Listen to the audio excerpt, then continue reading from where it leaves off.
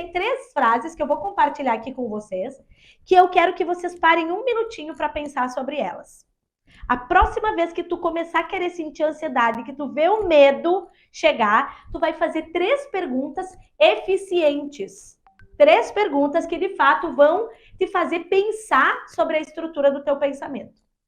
E eu já vou te avisar de antemão. Na primeira vez que a gente faz essa pergunta, o pensamento vai dizer assim, isso não funciona de nada. Faça.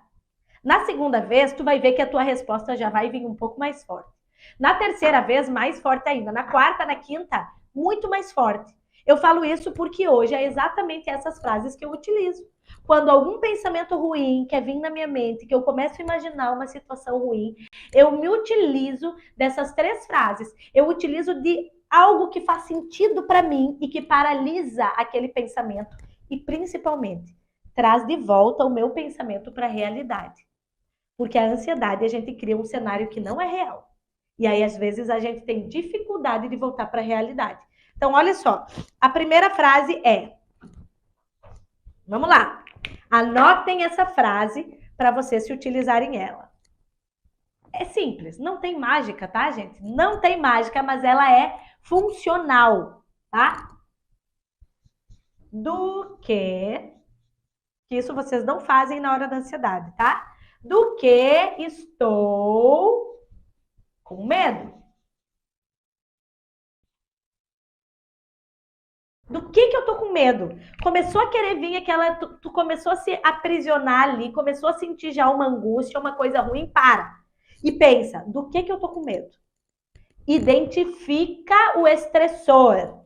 Identifica o gatilho. A gente precisa identificar. E isso vocês vão ter que fazer esse exercício sempre, tá? Aí a segunda coisa que vocês vão perguntar. Tá, entendeu o que é o medo? O que está acontecendo agora? Isso aqui é importantíssimo. Porque às vezes a gente está imaginando uma catástrofe, a gente está imaginando o céu abrindo e caindo uma tempestade, e isso não está acontecendo. Então, essa frase aqui é para trazer o meu pensamento de volta para o agora. E isso daqui, gente, é libertador. Eu queria que vocês entendessem o tanto que é libertador. Porque quando a gente tá imaginando coisa ruim, e tu já tá criando todo aquele cenário, de repente tu para e diz, espera, eu tô com medo do quê? Que eu tô toda agitada e tô aqui nervosa. Eu tô com medo que dê errado, que talvez aconteça errado tal coisa. Certo, mas o que que tá acontecendo agora? Geralmente eu me respondo, agora não tá acontecendo nada. Agora eu tô aqui eu tô em casa, né? Eu tô aqui no quarto, tô na sala, tô na cozinha. Nesse momento, isso que eu tô imaginando não tá acontecendo. É uma hipótese que eu tô criando. Eu começo a conversar com o meu pensamento. Eu trago ele de volta para a realidade. E isso daqui, gente, é importantíssimo. Realidade, eu tenho que sair, eu tenho que voltar para esse lugar. Sai da fantasia, volta para a realidade. E a última frase. Isso daqui a gente dá choque, tá? Nas nossas conexões. Essas 3 frases são estudadas justamente para a gente alterar o ciclo das nossas conexões neurais, tá? Isso aqui não é invenção de moda, então prestem atenção. 3. O que eu posso fazer agora? O que eu posso fazer agora? Esse agora quer dizer o quê? Nesse momento. Para resolver isso. O que eu posso fazer agora para resolver essa situação? Agora eu não tenho nada para fazer, porque eu estou só imaginando essa hipótese. Não, agora o que eu posso fazer? Agora eu posso estudar para tentar evitar esse erro. Tu vai dar um sentido. O que eu posso fazer de ação? É agir em relação a isso. O que eu posso agir racionalmente de acordo com a realidade que eu estou agora, nesse momento? Que não é essa realidade imaginativa. É trazer a mente de volta para o agora. A gente sair da suposição, da hipótese negativa disfuncional. Eu tenho que voltar para a realidade. Essas 3 frases, elas são transformadoras. Depois que vocês começarem a utilizar ela, eu quero que vocês percebam quantas vezes esse medo ainda, o mesmo medo, ele ainda vai bater na porta aí da cabecinha de vocês. Enquanto vocês não descobrirem, enquanto vocês não desvendarem do que vocês estão com medo, ele vai bater na porta. Porque o medo ele vai voltar, porque ele carrega um conteúdo. Mas quando a gente descobre ele, quando a gente começa a trazer ele de volta para a realidade, ele enfraquece. Ele começa a enfraquecer, ele perde força. Porque essas atividades aqui que eu estou dando para vocês pensarem, vão criar na gente novas conexões neurais. Eu vou criar novas conexões, eu vou ter que criar um novo trajeto no meu cérebro para eu poder sair desse lugar. Então a gente precisa. Vocês anotaram? Me digam que sim. Anotaram aí as frases? Olha, gente, quando você encontrar o medo e confrontar ele, a gente começa a perceber que ele não é tão grande quanto ele aparenta ser.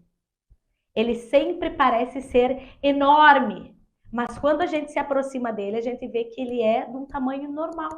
Um medo que pode, inclusive, ser enfrentado, é um medo real. Na nossa mente, por causa das nossas inseguranças, ele parece grande. E a gente parece pequenininho diante dele. Mas isso não é uma realidade. Isso é uma distorção cognitiva. É um erro de pensamento que a gente tem que sair dele. E é isso que a gente está fazendo aqui nesse lugar. A gente está alterando a nossa cognição aqui. Bruna, mas quando você encontrar e confrontar? Sim, já falei isso. Por que é importante, gente? O medo na nossa cabeça ele é muito grande, né? E a gente é pequenininho diante desse medo. Olha só, essa semana eu atendi uma paciente na terapia que o principal assunto dela, o tema dela, foi o medo de enlouquecer.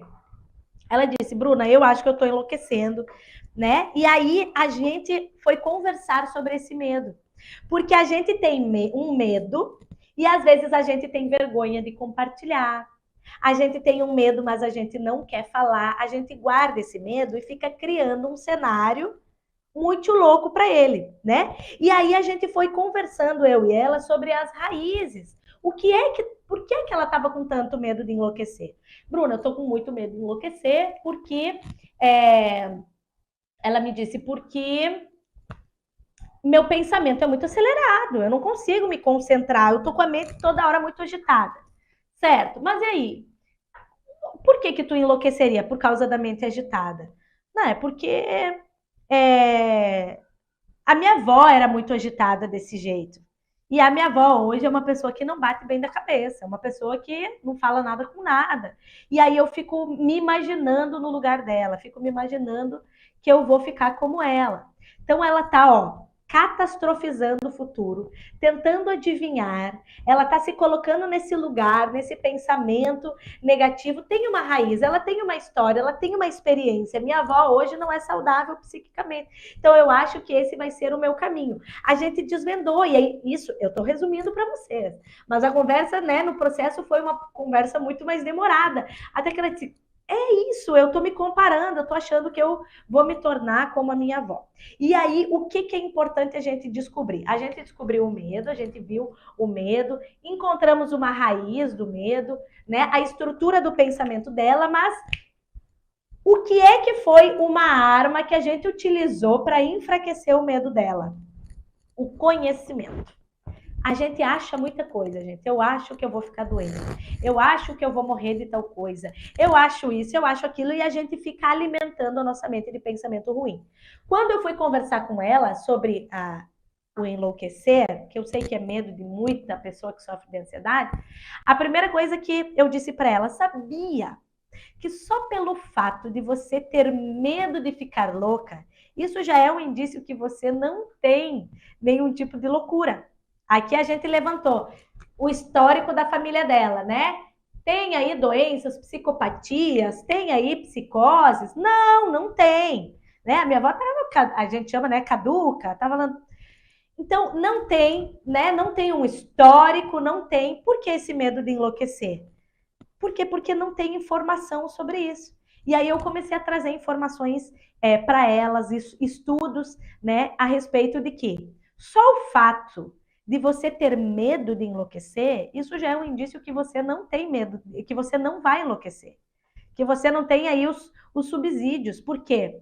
Uma pessoa que de fato sofre da psicose, que sofre do estado de loucura, e eu não vou entrar nem no mérito do que é ser louco aqui, mas só para vocês entenderem, uma pessoa que tem medo de enlouquecer, ela já não vai ficar louca.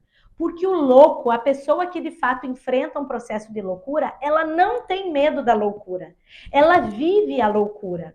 Ela não tem medo de sair correndo pelada na rua e pensar assim, será que quando eu chegar lá eu vou me dar conta que estou pelada? Ela não tem esse pensamento. Ela simplesmente vive a loucura. Ela vive a psicose. Então esse medo de enlouquecer na vida do ansioso vem pela sensação do aceleramento.